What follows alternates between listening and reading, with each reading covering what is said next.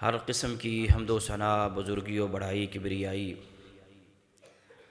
اللہ وحدہ لا شریک کی ذات کے لیے، جو اکیلا ساری کائنات کا پروردگار ہے۔ درود و سلام امام الانبیاء، سید المرسلین، خاتم النبیین، رسول اکرم صلی اللہ علیہ وسلم کی ذات گرامی پر، کہ جنہیں اللہ رب العزت نے محض اپنے فضل و کرم کے ساتھ ساری کائنات کے لیے امام، ہادی، رہنما، پیشوا، پیغمبر و رسول بنا کر بھیجا ہے۔ درود و سلام کے بعد آج کا ہمارا موضوع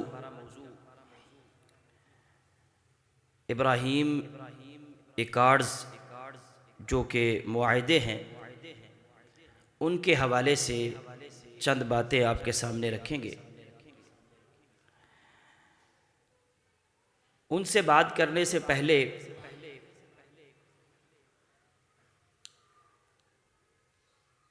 کچھ آیات حضرت ابراہیم علیہ السلام کے حوالے سے ہیں۔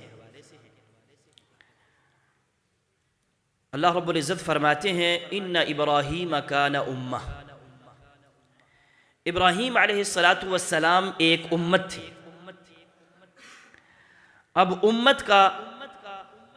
علماء کرام نے تین طرح کا ترجمہ کیا ہے،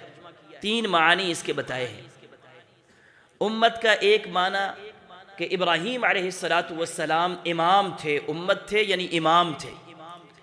اور اللہ رب العزت نے قرآن کریم کے اندر اس بات کو بیان فرمایا۔ اللہ فرماتے ہیں انی جاعلک للناس اماما، ہم آپ کو لوگوں کے لیے امام بنائیں گے۔ یا پھر اس کا دوسرا معنی ہے کہ اکیلے ابراہیم علیہ السلام ایک پوری جماعت تھے، کہ ان کے کام، ان کا کردار،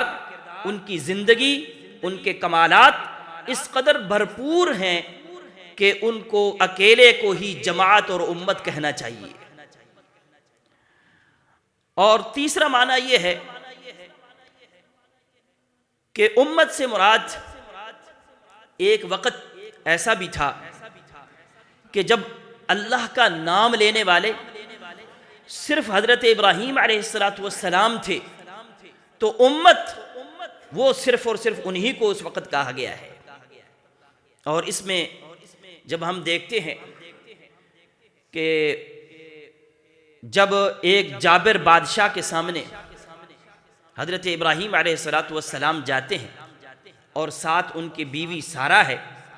تو اس کو کہتے ہیں کہ میں تمہیں اس کے سامنے بہن کہوں گا، اور وجہ یہ ہے کہ اس وقت میرے اور تیرے علاوہ دنیا کے اندر کوئی مومن نہیں ہے، مومن صرف تم ہو اور میں ہوں، ہم دونوں آپس میں مومن ہونے کے اعتبار سے بہن بھائی بھی ہیں۔ تو حضرت ابراہیم علیہ السلام امام تھے،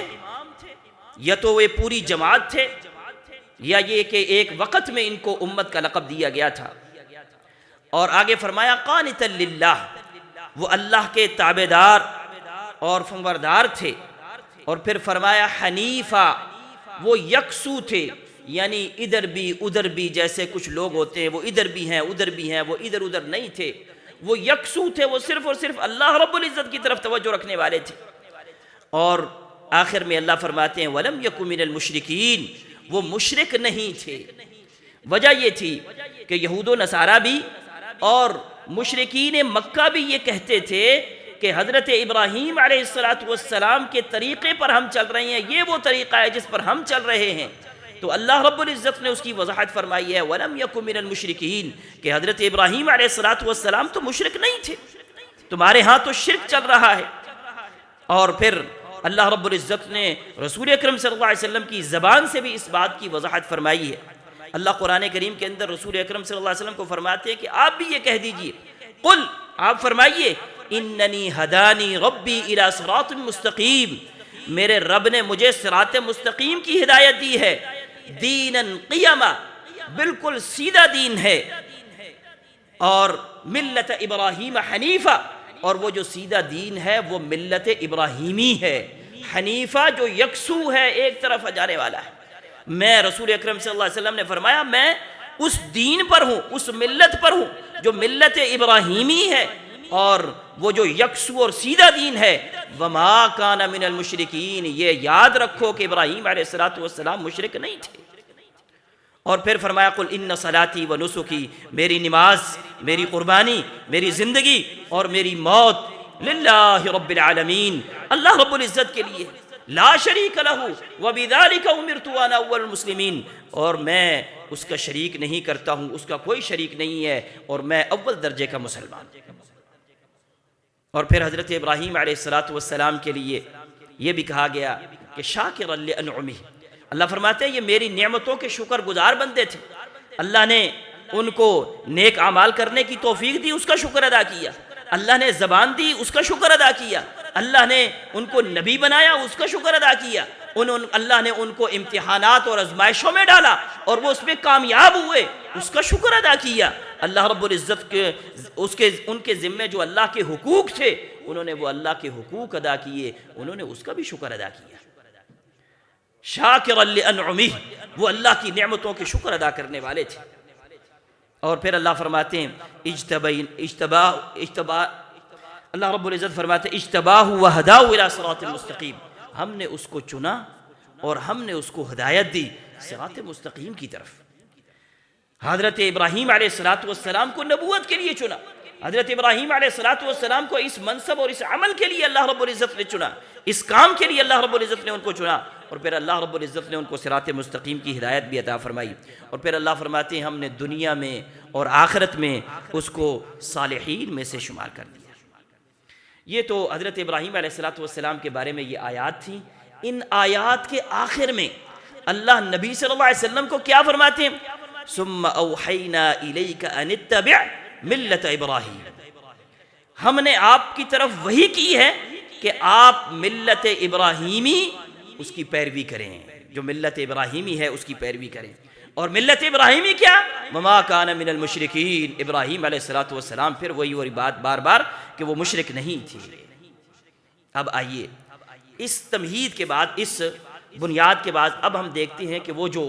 ابراہیم ایکارڈز یا ابراہیم معاہدے ہیں یہ کیا ہیں۔ در حقیقت دنیا کے اندر جنگ عظیم کے بعد فلسطین کے علاقے میں 1948 میں اسرائیل کا وہاں پر قیام عمل میں لایا گیا، اور یہ بھی ایک سازش کے تحت ایک طریقہ کار کے تحت۔ لیکن اس کے بعد ہوا یہ کہ اسرائیل کے جو ہمسائے ممالک تھے، ان کے ساتھ والے جو ملک تھے، انہوں نے اسرائیل کو آرام سے بیٹھنے نہیں دیا، وہاں پر جنگ و جدال، لڑائیاں، جھڑپیں اور اس طرح کے معاملات ہوتے رہے۔ اس میں 1948 میں بھی ایک خاصی جنگ ہوئی ہے، 1966 میں بھی ایک خاصی جنگ ہوئی ہے، 1973 کے اندر بھی ایک خاصی جنگ ہوئی ہے۔ جب یہ کیفیت جاری تھی تو انہوں نے سوچا کہ یہ ہمارا کیا معاملہ ہے، ہم کب تک اس کیفیت کے اندر رہیں گے۔ انہوں نے سوچا کہ ہمارے جو ہمسایہ ممالک ہیں، ان ہمسایہ ممالک کے ساتھ ہم کوئی معاہدے شروع کر دیں، ہم ہمسایہ ممالک کے ساتھ کوئی بات چیت شروع کر دیں۔ تو اس حوالے سے انہوں نے سب سے پہلے جو بات چیت شروع کی ہے وہ 1978 کے اندر مصر اور اسرائیل کے درمیان میں امن کا معاہدہ ہوا ہے، اور یہ معاہدہ کرانے والے بھی امریکی صدر تھے اس وقت، اور یہ اس وقت یہ پہلا معاہدہ تھا اور جو اسرائیل اور مصر کے درمیان میں، لیکن یہ امن کی حد تک تھا کہ ہم امن رکھیں گے۔ اور اسی طریقے سے اس کے کچھ عرصہ کے بعد 1994 میں جو دوسرا ہمسایہ ملک ہے اردن اور اسرائیل کے درمیان میں پھر اسی طریقے سے امن کا معاہدہ ہوا۔ لیکن یہ امن کے معاہدے تو ہو گئے، لیکن ان معاہدوں کے باوجود پھر بھی معاملات امن اور سکون کی طرف نہیں جا رہے تھے، معاملات اس کے باوجود بھی بگڑتے تھے، اور بہت سارے اعتراضات اور حالات جو ہے وہ معمول پر نہیں آتے تھے۔ تو اس لیے ان کو دوبارہ سے فکر ہوئی ہے۔ اب مسئلہ یہ تھا کہ عرب لوگوں کو،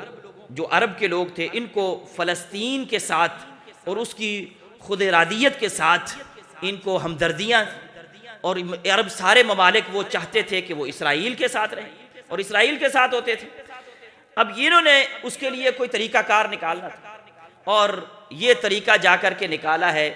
دسمبر 2020 کے اندر، اور یہ طریقہ ایک نکالا گیا، اور وہ یہ کہا گیا کہ ابراہیم ایکارڈز یا ابراہیم معاہدے ان کو کہا گیا، اور یہ سب سے پہلا معاہدہ جو ہوا ہے 15 ستمبر 2020 کے اندر یہ پہلا معاہدہ ہوا ہے، اور اس معاہدے میں متحدہ عرب امارات نے یہ سب سے پہلے معاہدہ کیا جو ابراہیم ایکارڈز کے معاہدے ہو رہے ہیں۔ اس کے بعد اس معاہدے کے اندر پھر بحرین بھی شریک ہوا، اور پھر اس کے اندر سوڈان بھی شریک ہوا، اس کے اندر مراکش بھی شریک ہوا۔ ان ممالک نے ان کے ساتھ معاہدے کیے، اور یہ معاہدے کی بنیاد کیا تھی؟ یہ معاہدے کی بنیاد ابراہیم اس کو نام دیا گیا، اور بنیاد یہ رکھی گئی کہ جناب آپ بھی ابراہیم کو ماننے والے ہیں، ہم بھی ابراہیم کو ماننے والے ہیں، لہٰذا ہم اس نام کے اوپر اکٹھے ہو جاتے ہیں، اس نام پر ہم معاہدے کر لیتے ہیں۔ اور حقیقت یہی ہے کہ حضرت ابراہیم علیہ السلام کے بیٹے حضرت اسحاق ہیں، اور حضرت ابراہیم کے دوسرے بیٹے حضرت اسماعیل ہیں۔ حضرت اسماعیل علیہ السلام کی نسل سے رسول اکرم صلی اللہ علیہ وسلم آئے ہیں، جہاں سے مسلمان ہیں، اور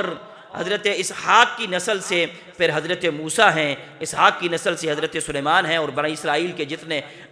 حضرت عیسیٰ علیہ السلام بھی پھر اسی سے ہی آتے ہیں۔ تو یہ انہوں نے کہا کہ جناب ہم سارے کے سارے آبائی اعتبار سے حضرت ابراہیم علیہ السلام پر اکٹھے ہوتے ہیں، لہذا ہم سارے ملت ابراہیمی کے پیروکار ہیں، تو ہم ملت ابراہیمی کے تحت اس کو معاہدہ کرتے ہیں اور اس پر اکٹھے ہو جاتے ہیں۔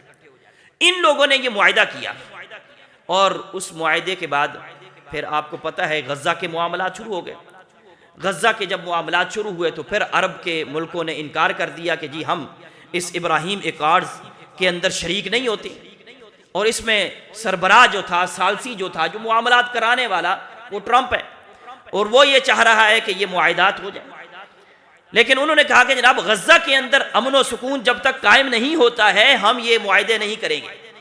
اب چونکہ پچھلے دنوں یہ معاملات کچھ طے پا گئے، اب دوبارہ سے اس طرف آیا جا رہا ہے کہ دوبارہ سے اب معاہدوں کو دوبارہ ری اوپن کیا جائے اور یہ معاہدے شروع کیے جائیں۔ ان معاہدوں کے اندر ایک تو دینی اعتبار سے، مذہبی اعتبار سے اپنے آپ کو اکٹھا دکھانے کی کوشش کی جا رہی ہے، چونکہ دنیا کے اندر جو مسلمانوں کے درمیان میں یا اہل کتاب کے درمیان میں جو بڑا مسئلہ ہے وہ مسئلہ فلسطین اور غزہ کا ہی بڑا مسئلہ ہے، اور اس میں یہودی یہ کہتے ہیں کہ وہاں پر ہیکل سلیمانی حضرت سلیمان علیہ السلام نے جو تعمیر کرائی تھی، اور اس میں جو دیوار گریہ جس کے پاس آج یہودی کھڑے ہو کر کے عبادت کرتے ہیں اس کو دیوار گریہ کہا جاتا ہے۔ وہ کہتے ہیں اس کے تحت تابوت سکینہ وہ اس کے تحت دفن ہے، جو حضرت سلیمان علیہ السلام نے دفن کیا تھا، اور وہ تابوت سکینہ کے اندر کیا تھا؟ حضرت موسیٰ علیہ السلام، حضرت ہارون علیہ السلام کی آل کی بقایا جات جو تھی، جو ان کے کپڑے یا ان کی جوتیاں یا ان کے جو معاملات تھے، بقایا جات جو چیزیں تھیں وہ اس کے اندر موجود تھی، اور جس قوم کے پاس بھی یہ چیزیں موجود ہوا کرتی تھی وہ قوم فتح یاب ہوتی تھی۔ تو لہٰذا انہوں نے کہا کہ یہ ہمارا ہے، اور ہمارے ہیکل سلیمانی یہاں پر تعمیر ہے، یہ جگہ ہماری ہے اور ہم نے یہ حاصل کرنی ہے۔ عیسائی کہتے ہیں وہاں اس کے پاس جو آپ دیکھتے ہیں گنبد کے پاس وہاں سائڈ پر ایک جگہ پر وہاں پر ایک چرچ بھی ہے، اور عیسائی کہتے ہیں کہ وہ چرچ یہ ہماری جگہ ہے، اور حضرت عیسیٰ علیہ السلام نے یہیں پر ہی وقت گزارا ہے، لہٰذا وہ یہ سمجھتے ہیں کہ یہ جگہ ہماری ہے۔ مسلمان یہ کہتے ہیں کہ ہمارا یہ قبلہ اول ہے، یہ ہمارا قبلہ اول ہے، اور اس کے بعد دوسری بات یہ ہے کہ ہمارے مسلک کے اندر، ہمارے دین کے اندر یہ بات ہے کہ ہم 3 مسجدوں کی طرف سفر کر سکتے ہیں، ان کے علاوہ کسی مسجد کی طرف سفر کے لیے نہیں جا سکتے ہیں، اور پہلی مسجد مسجد حرام ہے، دوسری مسجد مسجد نبوی ہے اور تیسری مسجد مسجد اقصی ہے، یہ ہماری جگہ ہے۔ یا پھر وہ کہتے ہیں ہمارے دین کے اندر ایک اور بات بھی ہے، اور وہ یہ کہ اگر کوئی بندہ ایک نماز مسجد حرام میں پڑھتا ہے 1,00,000 کا ثواب ملتا ہے، مسجد مدینہ میں پڑھتا ہے تو اس کو 1,000 کا ثواب ملتا ہے، اگر وہ مسجد اقصی میں نماز پڑھتا ہے تو اس کو ایک نماز پڑھنے کا 500 ثواب ملتا ہے۔ لہٰذا ہمارے ہاں اس مسجد کے لیے باقاعدہ طور پر احکامات موجود ہیں، لہٰذا ہم نے یہ جگہ ہماری ہے۔ اور پھر وہ سب سے بڑی بات کہتے ہیں، وہ کہتے ہیں جب حضرت رسول اکرم صلی اللہ علیہ وسلم معراج کو گئے تھے تو معراج کے لیے اللہ ڈائریکٹ بھی بلا سکتے تھے، لیکن اللہ نے راستہ بیت المقدس سے کر کے گزارا تھا، تو بیت المقدس میں بھی صرف گزارا نہیں تھا، وہاں پر بھی آپ صلی اللہ علیہ وسلم نے تمام انبیاء کی موجودگی میں آپ صلی اللہ علیہ وسلم کو حضرت جبریل امین نے آگے کیا تھا، کسی پیغمبر نے آگے نہیں کیا، آپ نے کسی کے ساتھ بات بھی نہیں کی، آپ نے کسی سے اجازت بھی نہیں لی تھی، اور آپ صلی اللہ علیہ وسلم مصلی پر پہنچ گئے تھے اور آپ صلی اللہ علیہ وسلم نے وہاں نماز پڑھائی ہے، لہٰذا اب امامت وہ ہمارے پاس ہے، لہٰذا یہ جگہ ہماری ہے۔ اور پھر صرف یہ نہیں ہے کہ یہ رسول اکرم صلی اللہ علیہ وسلم کر کے چلے گئے تو بعد والوں نے دے دیا، نہیں، وہ کہتے ہیں حضرت عمر رضی اللہ تعالیٰ نے بعد میں جو بیت المقدس کو فتح کیا وہ بھی تو اسی لیے تھا کہ یہ جگہ ہماری ہے،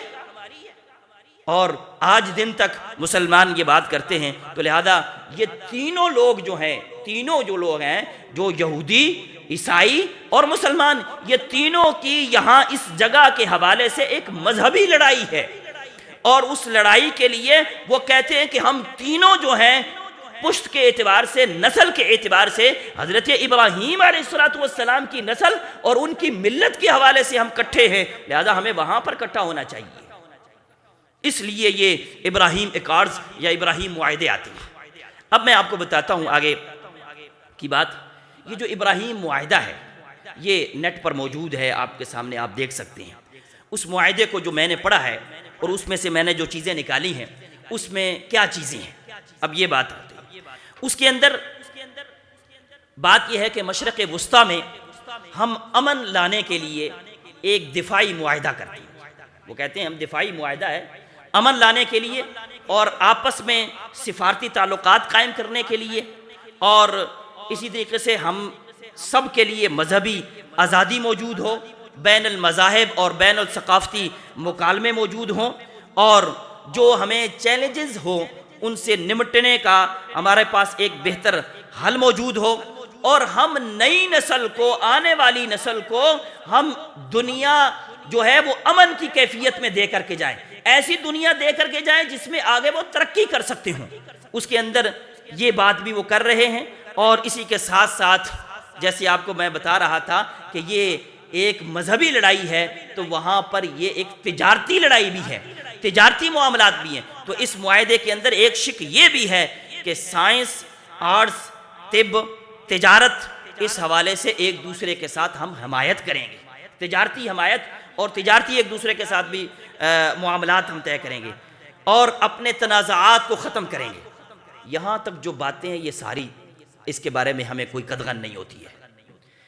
جو اس کا آخری پیرا ہے نا، اس کے آخری پیرے میں انہوں نے جو باتیں بیان کی ہیں، میں چاہتا تھا کہ میں آپ کے سامنے پڑھ کر کے سناؤں، ٹائم ہمارا زیادہ جلدی نکلتا ہے۔ بہرحال اس کے بارے میں آپ کو بتاتا ہوں کہ اس کے اندر انہوں نے یہ کہا کہ ہمارا اسرائیل کے ساتھ جو سفارتی تعلقات ہیں یا جو ہماری دوستی یا جو ہمارے معاملات ہیں اس کے ساتھ ہونے والے، اس کے اندر کچھ نہ کچھ بہتری آ جائے، کشیدگی ختم ہو جائے، اور یہ لڑائی اور جھگڑے والا اور ایک غصے اور اس والا جو اس کے اندر آپشن موجود ہے یہ ختم کر دیا جائے، ان کے ساتھ کوئی اس طرح کا معاملہ نہیں۔ لیکن ہم یہ سمجھتے ہیں کہ اس پیراگراف سے یہ ثابت کرنا چاہتے ہیں کہ جناب اسرائیل کو تسلیم کر لیا جائے، اس ناجائز نطفے کو تسلیم کر لیا جائے۔ اصل میں وہ اس پیراگراف سے یہ بات چاہتے ہیں، لیکن سامنے وہ بات نہیں ہے، واضح طور پر یہ بات اس پیرے میں ایک اندر یا اس معاہدے کے اندر سامنے یہ بات نہیں کہ سامنے طور پر جیسے ایک معاہدے ہوتے ہیں یہ بھی عام طور پر ایک معاہدہ ہے۔ اس حوالے سے اب ہم کیا بات کرتے ہیں اس معاہدے کو دیکھ کر کے؟ ہمیں رسول اکرم صلی اللہ علیہ وسلم نے یہ دین اسلام میں جو تعلیمات دی ہیں اس میں ہر جگہ پر یہ تعلیم ہے کہ اہل کتاب کی رسول اکرم صلی اللہ علیہ وسلم مخالفت ہی کیا کرتے تھے، اور آپ یہاں تک فرمایا کرتے تھے من تشبہ بقوم فہو منہم، جس نے کسی قوم کی مشابہت اختیار کی، اس کی شکل و صورت اختیار کی، اس طرح کا کوئی کام کیا، وہ اسی قوم میں سے ہو جائے گا دین کے حوالے سے۔ اور لیکن اس کے ساتھ ساتھ آپ صلی اللہ علیہ وسلم کا ایک دوسرا رخ بھی ہمیں نظر آتا ہے، اور وہ یہ کہ جب آپ صلی اللہ علیہ وسلم مکہ چھوڑ کر کے مدینہ منورہ تشریف لائے تو مدینہ کے اندر، مکہ میں تو صرف مشرکین مکہ ہی تھے، مدینہ میں جب آئے تو یہاں اہل کتاب یہودی بھی سامنے موجود تھے۔ تو آپ صلی اللہ علیہ وسلم نے مسلمانوں کے درمیان میں ایک معاہدہ قائم کیا، جیسے یہ ابراہیم معاہدہ ہے نا، مسلمانوں کے درمیان میں ایک معاہدہ قائم کیا، اس معاہدے کو ہم آج کل مواخات مدینہ کہتے ہیں، بھائی چارہ قائم کیا ہے مسلمانوں کے درمیان میں۔ اسی طرح سے یہودیوں کے ساتھ بھی ایک معاہدہ کیا اور کہا جاتا ہے کہ یہ پہلا معاہدہ تھا جس کو لکھا گیا، اور یہ باقاعدہ طور پر ایک حویلی موجود تھی، ایک عورت کی حویلی تھی، جس حویلی میں عام طور پر جو وفد باہر سے آتے تھے اس حویلی میں ٹھہرائے جاتے تھے، اس حویلی کے اندر بیٹھ کر کے یہ معاہدہ طے کیا گیا باقاعدہ طور پر، اور اس کو لکھا گیا باقاعدہ طور پر، اور یہ معاہدہ جس کو آج ہم میثاق مدینہ کے نام سے جانتے ہیں۔ تو رسول اکرم صلی اللہ علیہ وسلم نے یہود کے ساتھ معاہدہ کیا اور اس کو باقاعدہ طور پر لکھا، اور اس کی جو شکیں ہیں وہ شکیں بھی تقریباً یہ ہمارا پیچھے جو معاہدہ بتایا ہے اس کے قریب ملتی ہیں۔ اس کے اندر یہ تھا کہ مسلمان جو جنگ کریں گے تو یہودی جو ہیں وہ ہمارا ساتھ دیں گے، اور اس میں یہ بھی کہا گیا کہ مذہبی آزادی ہوگی مسلمانوں کو اپنی جگہ پر اور یہودیوں کو اپنی جگہ پر آزادی حاصل ہوگی، اور تمام یہودیوں کو یکساں حقوق بھی حاصل ہوں گے، اور اس کے اندر یہ بھی کہا گیا کہ مظلوم کی مدد کریں گے، اور مظلوم کی مدد کرتے ہوئے اگر کوئی سامنے کسی کو بدلہ لے کر کے دینا ہے تو بیچ میں سامنے کوئی آڑے میں بھی نہیں آئے گا، اور اگر کسی مظلوم کی مدد کرتے ہوئے کچھ چاہیے ہوگا پیسوں کے حوالے سے تو سارے مدد کریں گے، ویسے اخراجات مسلمان اپنے کریں گے، یہودی اپنے اپنے اخراجات جو ہے وہ سر انجام دیں گے۔ اسی طرح سے اگر کوئی بڑا عمل کرنا ہو، بڑا کام کرنا ہو، یا کسی نے کوئی کسی قبیلے نے کوئی جنگ کرنی ہو، رسول اکرم صلی اللہ علیہ وسلم کی اجازت کے بغیر کوئی معاملات نہیں کیے جائیں گے، اور کوئی بھی جھگڑا، کوئی بھی فتنہ و فساد، کوئی جھگڑا ہے، کوئی فیصلہ کرنا ہے تو اس فیصلے کو اللہ اور اس کے رسول کے پاس لایا جائے گا۔ یہ میثاق مدینہ تھا جہاں پر رسول اکرم صلی اللہ علیہ وسلم نے یہ معاہدہ کیا تھا۔ اس کے اندر اور بھی کافی ساری شکیں ہیں، لیکن یہ میں نے آپ کے سامنے مختصر خلاصہ اس کا رکھا ہے۔ یہ تو معاہدہ تھا جو آپ صلی اللہ علیہ وسلم نے مدینہ آنے کے بعد یہودیوں کے ساتھ کیا۔ اسی طرح سے آپ صلی اللہ علیہ وسلم نے ایک معاہدہ عیسائیوں کے ساتھ بھی کیا۔ عیسائیوں کا ایک وفد جو نجران سے آیا تھا، جس کو وفد نجران کے نام سے جانا جاتا ہے، عام طور پر لوگ کہتے ہیں وہ 9 ہجری میں وفد آیا تھا، یہ وفد در حقیقت 3 ہجری میں رسول اکرم صلی اللہ علیہ وسلم کے پاس آیا، اور یہ تقریباً 60 سوار تھے، اور ان میں سے 12 ان کے سرکردہ اور معزز لوگ تھے، اور انہوں نے آ کر کے آپ صلی اللہ علیہ وسلم کے ساتھ بات چیت کی۔ اب بات چیت میں انہوں نے کیا کیا؟ انہوں نے کیا یہ کہ یہ حضرت عیسیٰ علیہ السلام کو اللہ کا بیٹا تصور کرنا چاہ رہے تھے، اور یہ کہہ رہے تھے کہ حضرت عیسیٰ علیہ السلام بغیر باپ کے پیدا ہوئے، لہٰذا وہ جو ہیں وہ اللہ کے بیٹے ہیں۔ رسول اکرم صلی اللہ علیہ وسلم نے ایک آیت تلاوت فرمایا ان مثل عیسیٰ عند اللہ کمثل آدم، عیسیٰ کی مثال آدم کی طرح ہے، خلقہ من تراب، جیسے اللہ رب العزت نے آدم کو مٹی سے بنایا، ثم قال له، پھر اس کو کہا کن فیکون، اس کو کہا کن ہو جا، فیکون وہ ہو گیا۔ تو عیسیٰ کی مثال بھی کہا ایسے ہی ہے، عیسیٰ کے بارے میں بھی کہا گیا کن ہو جاؤ فیکون، بس وہ ہو گیا۔ اس کے لیے باپ نہ ہونا یہ تو کوئی بڑی بات نہیں ہے، یہ بات تو اصل میں یہی ہے کہ اللہ رب العزت کے حکم سے حضرت آدم کو بھی بنایا گیا، اللہ کے حکم سے حضرت عیسیٰ کو بھی بنایا گیا، لہٰذا ان کے کوئی باپ موجود نہیں ہے، لیکن یہ اللہ رب العزت کی تخلیق ہے۔ انہوں نے اس بات کو تسلیم نہیں کیا، بات آگے بڑھتے ہوئے ان کا آپس میں رسول اکرم صلی اللہ علیہ وسلم نے اور قرآن کریم نے بھی اس کو وضاحت کیا ہے۔ 3 پارہ جو سورت آل عمران ہے، اس کی ابتدائی تقریباً 60 آیات وہ اسی وفد کے حوالے سے، عیسائیوں کے حوالے سے، اس حوالے سے آئی ہیں، اور اس میں پھر ان کے ساتھ مباہلہ کیا گیا، اور مباہلہ کہا کہ اپنے بچوں کو لے آؤ، اپنی عورتوں کو لے آؤ، اس کے حوالے سے مباہلہ کر لیتے ہیں۔ لیکن روایت میں آتا ہے کہ وہ دو بڑے سردار تھے، انہوں نے آپس میں دیکھا، بات چیت کی، انہوں نے کہا اگر یہ واقعتاً نبی ہوا تو ہمیں اپنے بچوں اور اپنی عورتوں کے بارے میں خطرہ ہے، اور وہ ڈر گئے۔ انہوں نے کہا کہ نہیں، انہوں نے پھر آپ صلی اللہ علیہ وسلم کے ساتھ معاہدہ کیا، معاہدہ کہ ہم آپ کو جزیہ دیتے ہیں، ہم آپ کو یہ چیز دیں گے اور اتنا آپ کو کچھ دیں گے۔ وہ کچھ حلے جو ہیں اس کے مقرر کیے گئے کہ جناب یہ آپ دیں گے، اور ہم آپ صلی اللہ علیہ وسلم کے ساتھ، آپ صلی اللہ علیہ وسلم نے ان کے ساتھ اس معاہدے کو قبول کر لیا، اور انہوں نے کہا کہ ہمارے ساتھ آپ کوئی بندہ بھیجیں جو بندہ واقعتاً امانت دار ہو۔ آپ صلی اللہ علیہ وسلم نے فرمایا واقعتاً میں آپ کے ساتھ امانت دار بندہ ہی بھیجوں گا۔ دیکھا تو صحابہ اکرام اوپر اٹھ کے دیکھ رہے تھے کہ رسول اکرم صلی اللہ علیہ وسلم کس کو بھیجتے ہیں۔ آپ صلی اللہ علیہ وسلم نے فرمایا ابو عبیدہ بن جراح رضی اللہ تعالی عنہ کو آپ نے بلایا، اور آپ نے فرمایا هذه امین هذه الامہ، یہ اس امت کا امین ہے۔ حضرت ابو عبیدہ رضی اللہ تعالی عنہ کو آپ صلی اللہ علیہ وسلم نے پھر بھیجا۔ یہ معاہدہ آپ صلی اللہ علیہ وسلم کا عیسائی لوگوں کے ساتھ ہوا، پہلا والا یہودیوں کے ساتھ ہوا، اور تیسرا معاہدہ آپ جانتے ہیں کہ صلح حدیبیہ میں جو آپ صلی اللہ علیہ وسلم نے معاہدہ کیا تھا، وہ معاہدہ مشرکین مکہ کے ساتھ ہوا تھا، مشرکین مکہ کے ساتھ ہوا تھا۔ اور اس سے بھی پہلے آپ صلی اللہ علیہ وسلم نے اسلام سے پہلے، اسلام کے آنے سے پہلے آپ صلی اللہ علیہ وسلم نے حلف الفضول کا معاہدہ بھی کیا تھا، جس میں مظلوم کی مدد کے لیے یہ ایک معاہدہ کیا گیا تھا۔ آپ صلی اللہ علیہ وسلم اس کے اندر شریک ہوئے، اور آپ نے فرمایا تھا اگر اسلام آنے کے بعد بھی اگر اس طرح کے معاہدے میں مجھے بلایا جائے گا تو میں اس میں ضرور شریک ہوں گا۔ تو آپ صلی اللہ علیہ وسلم اس طرح کے امن کے معاہدوں میں اور اس طرح کے مظلوم کی مدد کے معاہدوں میں آپ صلی اللہ علیہ وسلم شریک ہوتے تھے، اور شریک ہونے کی دعوت بھی دیا کرتے تھے۔ لیکن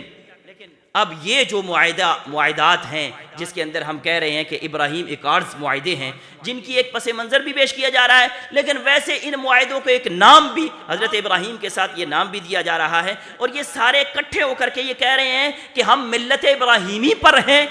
قرآن ہمیں ایک اور بات بھی کہتا ہے، اللہ تعالیٰ فرماتے ہیں معاہدے کرو، یہ معاہدے رسول اللہ صلی اللہ علیہ وسلم کیے، کرو، کوئی مسئلہ نہیں، لیکن فرمایا یا ایہا الذین آمنوا لا تتخذوا اليہود والنصارى اولیاء، یہود و نصارہ کو تم اپنا دلی دوست نہ بنانا،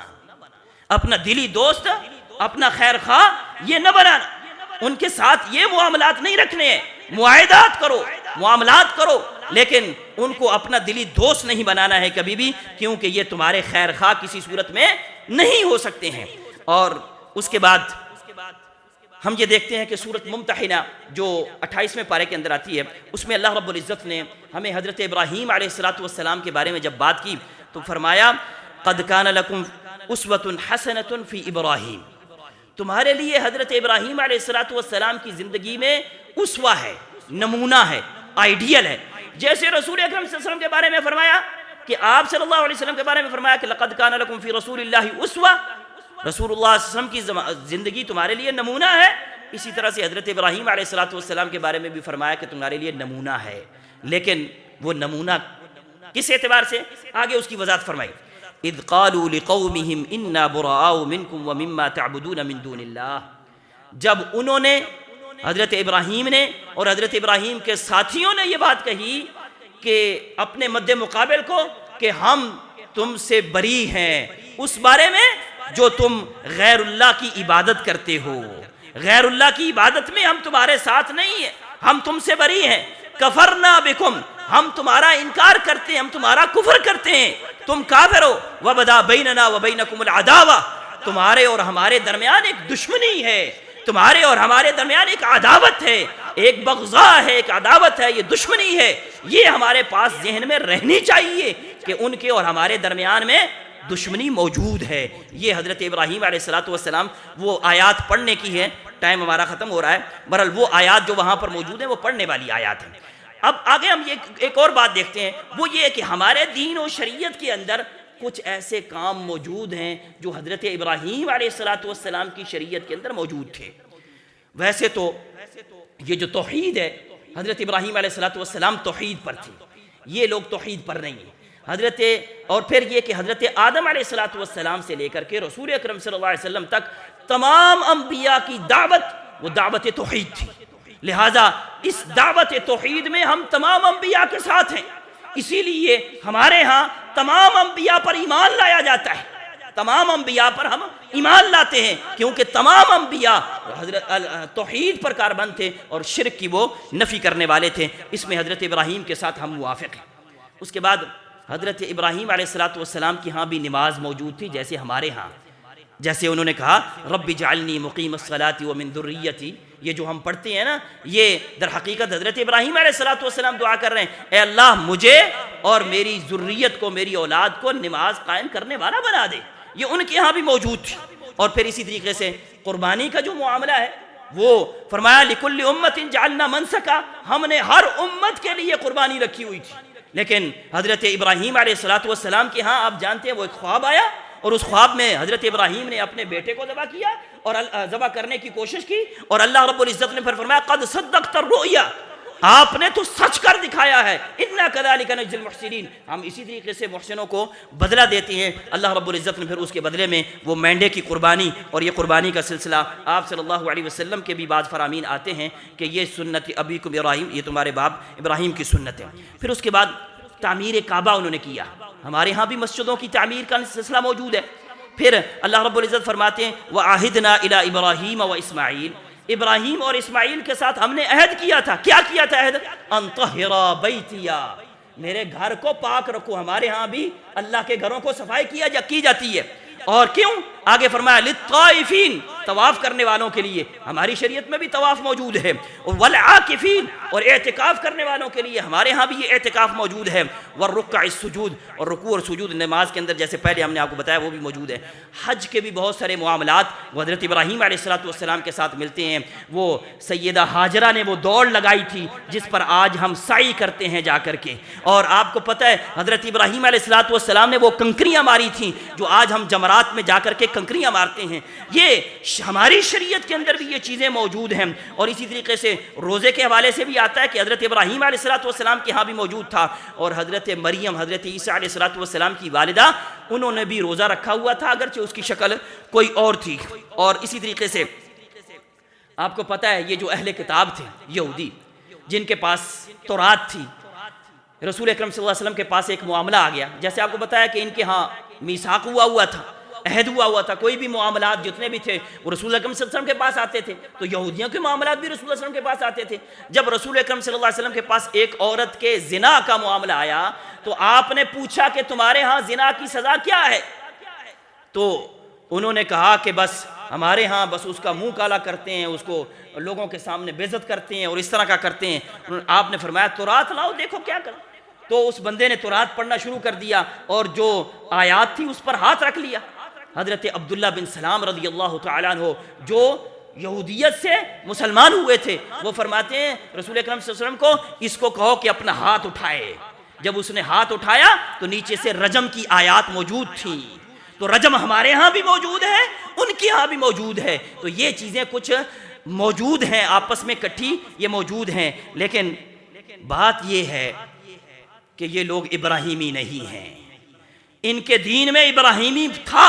ابراہیمی چیزیں ان کے دین میں موجود تھیں، ملت ابراہیم جو ہے وہ موجود تھا، لیکن اس وقت یہ لوگ ابراہیم کے دین پر موجود نہیں ہیں، ہم لوگ ہیں جو ہم صحیح دین کے اوپر اور ملت ابراہیمی کے دین کے اوپر موجود ہیں، جو رسول اکرم صلی اللہ علیہ وسلم نے بتایا، اور آپ صلی اللہ علیہ وسلم نے فرمایا ان اول الناس بابراہیم للذی اتبعوا، فرمایا ابراہیم کے قریب وہ لوگ ہیں جو ابراہیم کی پیروی کرنے والے ہیں، وہذا النبی، اور یہ نبی یعنی اپنے بارے میں کہا کہ یہ نبی وہ ابراہیم کی پیروی کرنے والا ہے، یعنی اس معاملات میں ہم لوگ چلنے والے ہیں۔ اللہ رب العزت قرآن میں تو واضح طور پر فرماتے ہیں ما کان ابراہیم یہودیا ولا نصرانیا، ابراہیم نہ یہودی تھے نہ عیسائی تھے، تم یو اپنے آپ کو کہتے ہو کہ ہم ابراہیمی ہیں، فرمایا نہ ابراہیم یہودی تھے نہ عیسائی تھے، تمہارے پاس اس وقت جو دین ہے یہ وہ والا نہیں ہے۔ لہٰذا تم صحیح دین جو تھا وہ حضرت ابراہیم علیہ السلام کے ساتھ کچھ میچ کھاتا تھا،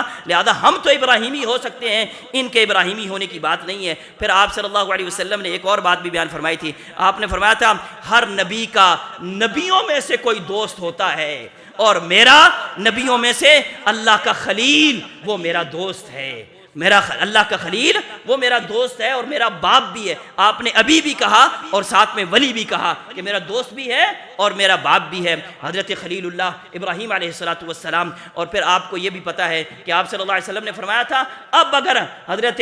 موسیٰ علیہ السلام اب اگر آ جائے تو کسی کو اس کی پیروی کرنے کی اجازت نہیں ہے، سب نے میری ہی پیروی کرنی ہے، لہٰذا اب دین جو ہے وہ محمد صلی اللہ علیہ وسلم کا دین ہے، اب محمد صلی اللہ علیہ وسلم پر اتفاق کرنا ہوگا۔ اب یہ نہیں ہے کہ ہم کسی اور کی طرف چلے جائیں، یہ بات ٹھیک ہے کہ ہم ابراہیمی ہیں، ابراہیم کے دین کو مانتے ہیں، لیکن آپ بھی اگر اس دین پر آئیں، اس بات پر آئیں تو پھر ہم آپ کے ساتھ ہیں۔ لیکن معاہدات کے حوالے سے یہ بات ذہن میں رہنی چاہیے، معاہدات رسول اللہ صلی اللہ علیہ وسلم نے بھی یہودیوں کے ساتھ کیے، عیسائیوں کے ساتھ کیے، مشرکین کے ساتھ کیے، اور اسلام سے پہلے بھی آپ صلی اللہ علیہ وسلم نے معاہدات کیے۔ معاہدے کیے جا سکتے ہیں، جن باتوں پر ہم مشترک ہو سکتے ہیں، دنیا کے معاملات میں جن میں ہم مشترک ہو سکتے ہیں ان میں معاہدے کیے جا سکتے ہیں، لیکن دین کے معاملے میں ان کے ساتھ معاہدے نہیں کیا۔ اور پھر معاہدے کر کے یہ نہیں سمجھنا چاہیے کہ وہ ہمارے جگری دوست ہیں، ان کو اپنے جگری، اپنے خیر خواہ دوست بھی نہیں سمجھنا چاہیے، یہ بات بھی ذہن میں رکھنی چاہیے۔ اللہ رب العزت سے دعا ہے کہ اللہ ہمیں عمل کرنے کی اور صحیح دین کو سمجھنے کی توفیق عطا فرمائے۔ اقول قولی ھذا واستغفر اللہ لی ولکم ولسائر المسلمین من کل ذنب فاستغفروہ انہ ھو الغفور الرحیم۔